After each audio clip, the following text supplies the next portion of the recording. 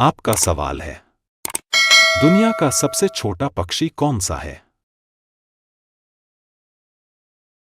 आपके लिए ऑप्शन है ए उल्लू, बी कोयल, सी बी हमिंगबर्ड और डी गौरैया।